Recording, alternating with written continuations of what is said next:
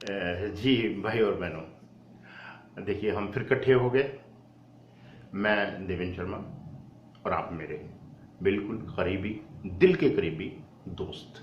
जी कहते हैं कि सबसे अच्छा तहजीब वाला जो सबसे सुंदर बोलता है, जिसकी जुबान पे बिल्कुल ऐसा, जैसे कहते हैं ना कि आम रस होता है, बड़ी मीठी जुबान होती है, ऐसे लोग कौन होते हैं? वो लोग वो होते हैं, वो लोग खास होते हैं। और वो ऐसे लोग, उनको एक ऐसे ब्रैकेट में डाला जाता है जिसको हम कहते हैं शेरो और शायरी। अब या तो आप शेर पढ़ते हैं और या आप शेर सुनते हैं। अब ये एक ऐसी साठ गांठ, ऐसा ताना बाना है कि शेर कहने वाला भी उस्ताद और सुनने वाले तो उससे भी ज्यादा उस्ताद। तो हमने इसी चीज को मद्देनजर रखते हुए एक चीज आपस में ठान ली है कि मेरा आपसे जो संबंध है वो थोड़ा सा, अगर इसमें आम के आम गुठलियों के दाम भी अगर हो जाए तो क्या ही एक सुंदर नज़ारा, वातावरण बन जाएगा। और आपका मनोरंजन तो खैर हो ही रहा है, वो तो हो गया आम। अब मैं बात करता हूं गुठलियों के दाम। गुठलियों का दाम ये हुआ कि हमने ये सोचा है कि आप हमें जो शेयर हमें भेजते हैं, और वो शेयर भेजने कहाँ है, ज़्यादा कहीं किसी साइट वाइट पे जाने की ज़रूरत नहीं है जनाब। आप हमारे इसी वीडियो के नीचे जो कमेंट्स आएंगे, आप उसमें मेरा पोर्टल का नाम तो लिखा ही होगा, तो उसमें मैं अपनी ईमेल डालता हूं, और उस ईमेल के ज़रिए आप मुझे शेरो शायरी जो भेजेंगे, और उसमें से जो सबसे पॉपुलर शेयर, जो सबसे एक एक्सपर्ट्स हैं, जो उसको पैमाने पे उसको हम नापेंगे, और जिसका शेयर सबसे ज़्यादा उम्दा होगा उसको हम एक गिफ्ट, और ये 100% श्योर है, मेरी वीडियो का सवाल है, इसलिए 100% मान के चलिए कि एक उम्दा सा गिफ्ट उनके घर पे भेजा जाएगा। नेचुरली जो सिलेक्टेड होंगे, हम उनको इसी अगले वीडियो में हम उनको एड्रेस करेंगे, और उनसे हम, उनको पता तो चली जाएगा, क्योंकि हम, हमारी जो अनाउंसमेंट होगी वो इसी वीडियो में होने वाली है। जी, तो कहते हैं कि सुकून और इश्क, सुकून और इश्क, और वो भी एक साथ, सुकून और इश्क वो भी एक साथ। अरे रहने दो गालिब, कोई अक्ल की बात करो। जी हाँ बहनों भाइयों, अब हम सब गालिब तो हो नहीं सकते, एंड कुछ लोग ऐसे भी हैं मेरे जैसे नालायक, जिनको कोई खास कहना नहीं आता, बस थोड़ा सा इधर से उधर, थोड़ा सा कहीं से ईंट कहीं से रोड़ा, और भानुमति ने कुलवा जोड़ा। पर ये लोग गालिब साहब की लीग वाले कुछ ऐसे शायर हैं जिनको हम सुन सुन के बचपन से इस उम्र के पड़ाव पे पहुंचे हैं। उन लोगों का ही आशीर्वाद है कि हम लोगों को वो क्या सिखा जाते हैं, कहाँ से कौन सी चीज़ कहाँ फिट होनी है, किस चीज़ का कौन सा क्वेश्चन है तो समाधान क्या है। हम उन लोगों को बाखूबी सुनते हैं, बड़े चाव से सुनते हैं, और फिर उसके बाद हमारे जीवन के कुछ सॉल्यूशंस हमें नज़र भी आना चाहिए। ये हमारा ओपिनियन बनता है। ये शेरो शायरी कोई बेद मतलब की चीज़ें नहीं होती हैं सोसाइटी में। इन लोगों को अगर मिर्ज़ाए गालिब जैसे सम्मान है, वो उस टाइप के जो सम्मान है, वो आज भी बड़े बड़े इनके नाम पे वितरण होता है, बहुत बड़े बड़े खिताबों का। तो ऐसे ही नहीं है, इन्होंने सोसाइटी को जागरूक किया है। तो बहरहाल, मेरे से ये मानते हुए कि भी आप लोग मेरे से ज़्यादा समझदार हैं, इस बारे में ना बात ज़्यादा करते हुए हम सीधे काम पे आते हैं। तो मैं कुछ, जो मुझसे कुछ बीच में हाल ही में जो लोग जुड़े, उनमें से एक का नाम मैं लेना चाहता हूँ। ये हैं सिमी दियोल। ये मोहतरमा ने बड़ा खूबसूरत शेर भेजा है, और शेर पढ़ने से पहले मैं आपको ये बता देना चाहता हूँ कि हम कोशिश ये करेंगे कि कम से कम 4 या 6 लाइनें आपसे रिसीव करें। उसमें क्या, थोड़ा भरा भरा शेर में जान आ जाती है, कुछ कहने का स्कोप हो जाता है। तो फिलहाल इन्होंने छोटा भेजा है या बड़ा भेजा है, अभी क्योंकि ये शुरुआत है, तो इस वक्त तो हर चीज़ का स्वागत है। तो मोहतरमा सिमी देओल जी कुछ इस तरीके से लिखती हैं, तो कहती हैं कि चूम लेती हूं हर मुश्किलों को मैं अपना मानकर, चूम लेती हूं हर मुश्किलों को मैं अपना मानकर। और हाँ, अभी दूसरी पंक्ति आए उससे पहले मैं आपको बता देना चाहता हूँ, ये हमारी तालीम के अंदर शामिल है कि हम किसी के शेर को उसमें जैसा लिखा होता है हम बिल्कुल हूबहू वैसा ही हम आगे पढ़ते हैं, और ये कायदे के अनुसार है। क्यों? क्योंकि उसने बेचारे ने इतनी जद्दोजहद, इतनी अपनी पूरी तजुर्बात उसमें डाले हुए हैं, तो हमें अलाउड नहीं है कि उसके शेर में कुछ नुक्ताचीनी या कुछ उसमें मुरम्मत डाली जाए। No repair job at all. इसलिए ये जैसा उन्होंने लिखा है हम बिल्कुल वैसा ही प्रस्तुत करते हैं। तो सुनिएगा, दोबारा से मैं इस शेर को कहता हूं, सिमी देओल, सनी देओल के लगता आसपास की हैं, कि चूम लेती हूं हर मुश्किलों को मैं अपना मानकर, चूम लेती हूं हर मुश्किलों को मैं अपना मानकर। जिंदगी कैसी भी है, जिंदगी कैसी भी है, जिंदगी जैसी भी है, आखिर है तो मेरी। भाई वाह मोहतरमा, बहुत सुंदर शेर है और बहुत कुछ सिखा गया हमको। और जिस अंदाज से आपने लिखा है बखूबी मुझ तक और मुझे सुनने वाले हमारे जो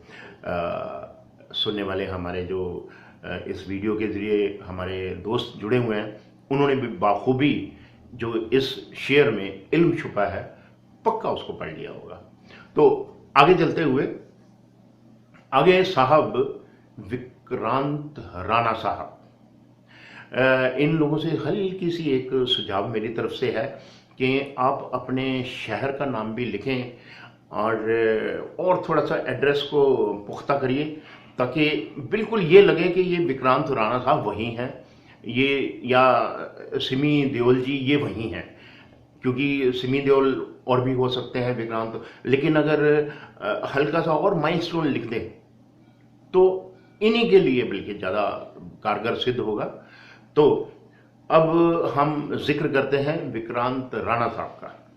क्या लिखते हैं, बड़ा बाखूबी, बड़ा जोरदार उनकी कलम है और एक शिक्षा भी है, वो आप सुनिएगा तो पता लगेगा। कहते हैं कि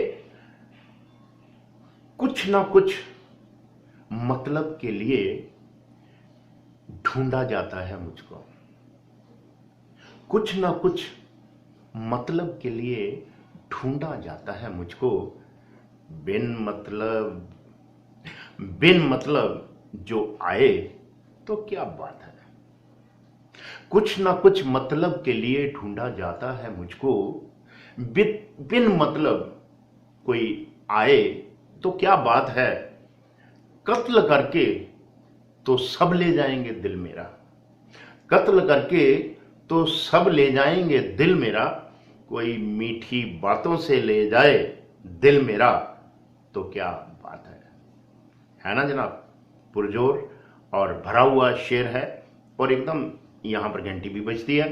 भाई और बहनों, ये एक कुछ ऐसी चीज़ें होती हैं जो हमें हिला के रख देती हैं। इतनी सुंदरता से एक बखान करना और एक इल्म की चादर उड़ा देना दूसरे को, ये शेर व शायरी में आपको ये सुंदर चीज़ें दिखाई। किसी और अब कोई साइंस का कोई लेक्चर देगा या कोई एसएसटी के बारे में या कोई थ्योरम समझाएगा तो ये मज़ा नहीं आएगा। जो रोंगटे खड़े होते हैं वो इन्हीं चीज़ों के कारण होते हैं। और हम लोग कभी ये मत भूलिएगा कि हम गालिब साहब का या गुजराल साहब जैसा नहीं लिख पाते हैं या राहत इंदौरी जैसा। वो प्रोफेशनल्स हैं, वो एक मुकाम उन्होंने जो हासिल किया है वहाँ तक पहुँचने के लिए ऐसा नहीं है कि आप लोग नहीं पहुँच पाते हैं, पक्का पहुँच जाते हैं, लेकिन कोई ना कोई एक सीढ़ी होती है, वो सीढ़ी अपना टाइम लेती ही है। खैर बहरहाल, तो एक बात याद आती है कि कभी विदेशों में कभी आपने सुना होगा कि वहाँ पर गेट वेल सून कार्ड्स बड़े आदान प्रदान होते हैं। कौन होते हैं वो? कि जैसे अचानक कोई किसी का दोस्त, किसी तरह रिश्तेदार अगर खुदा ना खास्ता अगर वो हॉस्पिटल में पहुँच जाता है, तो अंग्रेज लोग लेके जाते हैं, गुलदस्ता लेके जाते हैं, कुछ गार्लैंड लेके जाते हैं, फूल लेके जाते हैं, और वो लिखा होता है कि गेट वेल सून। लेकिन हमारे जो लोकल, हमारे जो सुनने में आता है कि ये लोग भी जाते हैं और वो हॉस्पिटल के अंदर चारों खाने चित पड़ा हुआ है मरीज, और ये लोग जाके सीधा उसके सिरहाने के पास, और अपना जो उनका बात करने का ढंग है कुछ इस तरीके से होता है, बहुत बुरा हुआ आपके साथ, ओफो, यही बीमारी तो हमारे अंकल को भी थी, बेचारे तड़प तड़प के मरी गए। खैर, तो ये हम, क्योंकि हमारा देश है तो हमें तो हर चीज़ पे गर्व है, हो सकता है इसमें भी प्यार मोहब्बत हो।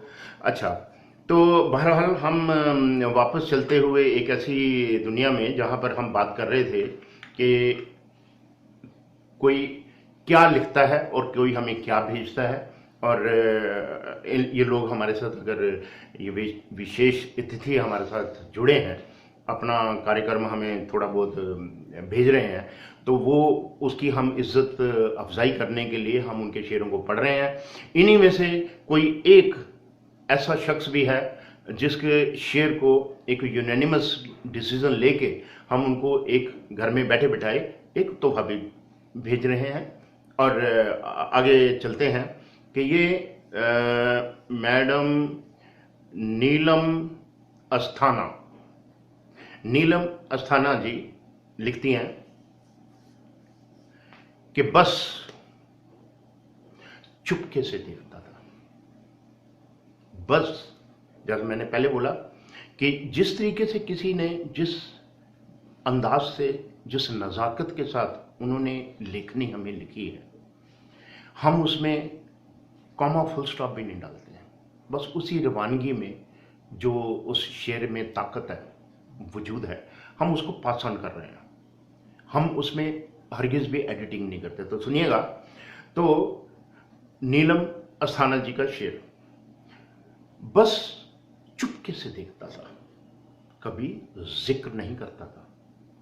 बस चुपके से देखता था, कभी जिक्र नहीं करता था। बताओ, मैं ये कैसे कह दूं कि वो मेरा फिक्र नहीं करता था? कैसे कह दूं कि वो मेरा फिक्र नहीं करता था? एक बारी फिर से रिपीट करता हूं, बड़ी जान है इस जुमले में। जी, वो जुमला नहीं है पॉलिटिक्स वाला, ये यहाँ शेर व शायरी की बात हो रही है। तो बस चुपके से देखता था, कभी जिक्र ना करता था। बस चुपके से देखता था, कभी जिक्र नहीं करता था। बताओ, मैं ये कैसे कह दूं कि वो मेरा फिक्र नहीं करता था? तो बड़ा उम्दा शेर है, और नीलम अस्थाना जी को हमारी तरफ से पूरी शाबाशी मिलती है, और हम खुदा से यही दुआ करते हैं कि इनकी कलम में कुछ और भी ताकत मिले। और साथ में मैं ये भी आपसे उम्मीद करूंगा कि आप इस वीडियो को थोड़ा सा और आगे फैलने दें।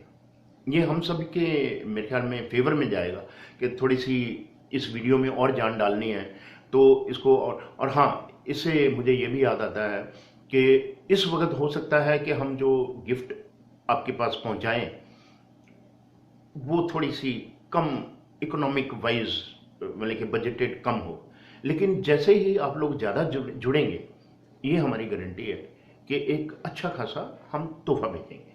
अच्छा, तो अगला शेयर ये रविंद्र साहब ने भेजा है। रविंद्र साहब, इन्होंने आगे नहीं लिखा तो मैं रविंद्र ही बोलूँगा। रविंद्र साहब, और ये भी नहीं पता कि ये कौन से शहर में रहने वाले हैं, तो इसलिए, लेकिन बेशक इन्होंने एड्रेस नहीं भेजा है, लेकिन भाई और बहनों, जो एड्रेस शेयर में आएगा उसका कोई मुकाबला नहीं है। ये जहाँ पे भी हैं, हमारी पूरी दुआएं हैं कि इनकी कलम में ईश्वर और ताकत प्रदान करे। सुनिएगा इनका शेर, बहुत ही नज़ाकत, नया और पुख्ता। सुनिएगा। रविंद्र साहब लिखते हैं कि खाकर ठोकर जमाने की, खाकर ठोकर जमाने की, फिर लौट आए मैखाने में। खाकर ठोकर जमाने की, फिर लौट आए मैखाने में। मुझे देखकर गम बोले, मुझे देखकर मेरे गम बोले, मुझे देखकर मेरे गम बोले, बड़ी देर लगा दी आने में। है ना? फिर से इसको पढ़ता हूं मैं कि खाकर ठोकर जमाने की, फिर लौट आए मैखाने में। मुझे देखकर मेरे गम बोले, बड़ी देर लगा दी आने में। जनाब, कि जैसे गमों का सब उनको एहसास था कि ये लौटकर मैखाने में आएंगे, और मैखाने को भी इस बात का एहसास था कि ये गम खार जिन्होंने इतने गम उठाए हैं, इनकी कोई और ठिकाना नहीं है। ये सब गम के मारे हुए इसी मैखाने में आके जुड़ेंगे हमारे साथ। तो भाई और बहनों, धन्यवाद सुनने के लिए, और मुस्कुराते रहिए। और इससे ज़्यादा मैं बहुत कुछ बोल चुका हूँ, वीडियो अब लंबी होती जा रही है। शुक्रिया। मुझे लगा होगा कि भी शायद आप पक्का समझ गए होंगे कि इसका परिप्रेक्ष्य क्या है, यानी कि इसकी बैकग्राउंड क्या है इस वीडियो बनाने की। तो वो मुझे ज़्यादा नहीं बोलना चाहिए, जितना बोल दिया पर्याप्त है। और आज के दिन के लिए इतना ही काफ़ी। शब्बा खैर, और मज़े में रहिए, देखते रहिए हमारे इस इंडियन आइडलाइज वीडियोस को। धन्यवाद।